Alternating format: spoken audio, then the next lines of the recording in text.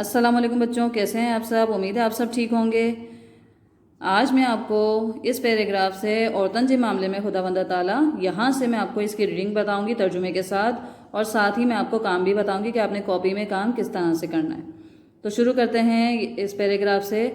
औरतन के मामले में खुदावंद ताला कहाँ ढजंदा रहो, औरतन ते ओहा जा हुनन जा ओहा ते हकाहन ओहा जो जानियोन ओहा जमाल हिक बैते एड़ी तरह हराम किया हुआ था, जेड़ी तरह अजोके डीहन हिंद शहर में खून खराबे हराम थे लाहें। इस पैराग्राफ का मतलब क्या है कि औरतों के मामले में खुदावंद ताला से डरते रहो।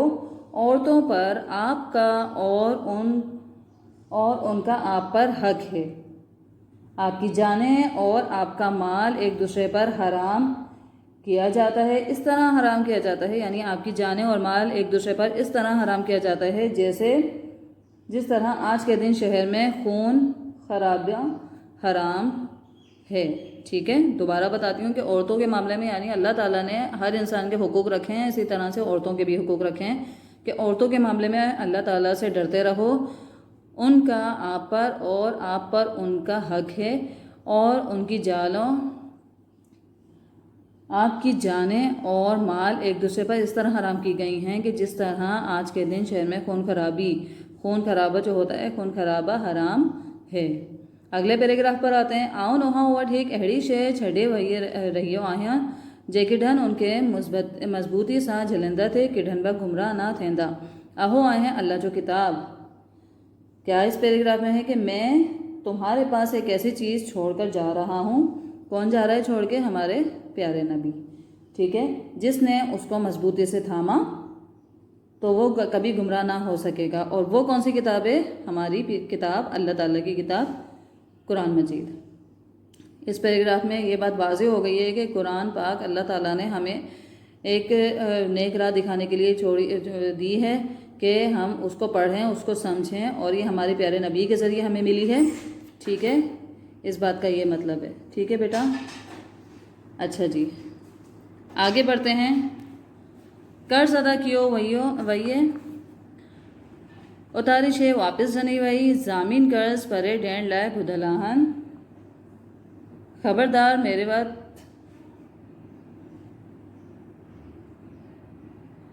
क्या लिखा हुआ है? कर्ज अदा कियो वही उतारी शे वापस जनी वही जामीन कर्ज परे डेण लाए बुधलाहन। यानी इस बात का क्या मतलब है?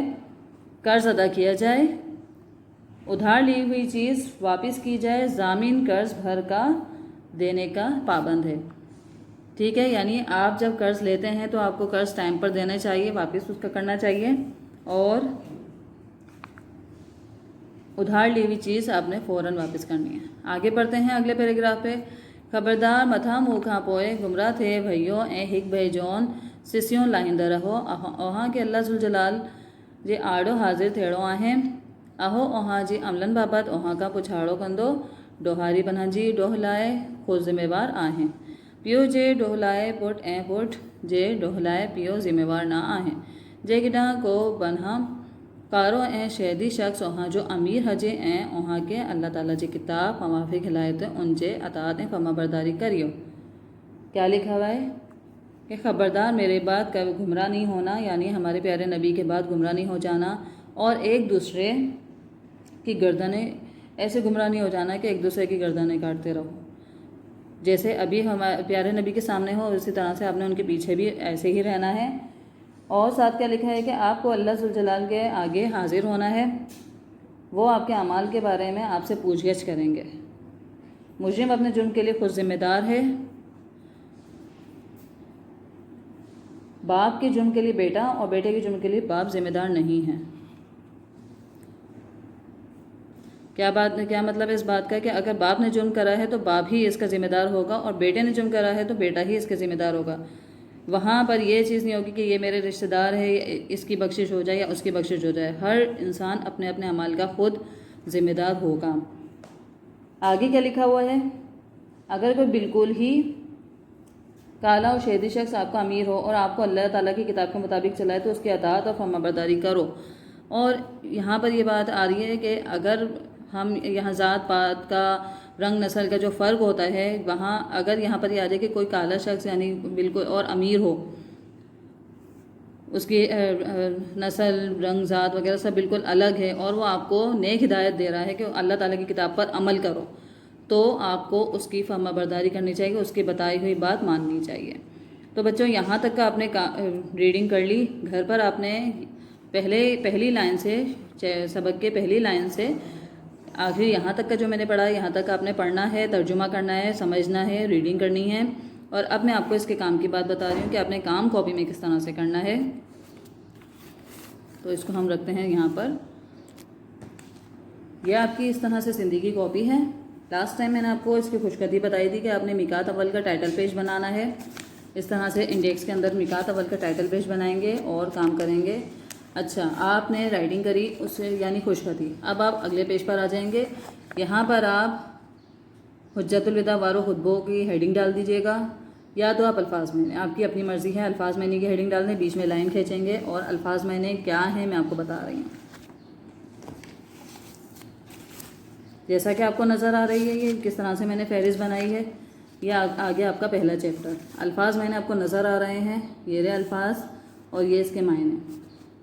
अगली लाइन पे भी आपको अल्फाज नज़र आ रहे हैं, इसके मायने नज़र आ रहे हैं। आपने बीच में लाइन खींचनी है। नीट एंड क्लीन आपने वर्क करना है, सफाई से काम करना है, नुक्तों का ध्यान रखना है, शोशे मिलाकर नहीं लिखने हैं और ना नुक्ते मिलाकर लिखने हैं, और एक एक लफ्ज़ को वाज़े तौर पर लिखना है।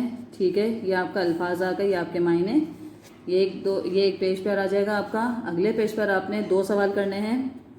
सवाल जवाब पर आ रहे हैं हम। पहला सवाल क्या है कि 511 आखिरी हज कहड़ी हिजरी सन में करण फरमाइयो। हमारे प्यारे नबी ने आखिरी हज कौन सी हिजरी में अदा किया था? तो आखिरी हज हमारा डीहा साल के जुलहज महीने में अदा किया है। आखिरी हज डीहा साल के जुलहज महीने में अदा हुआ था।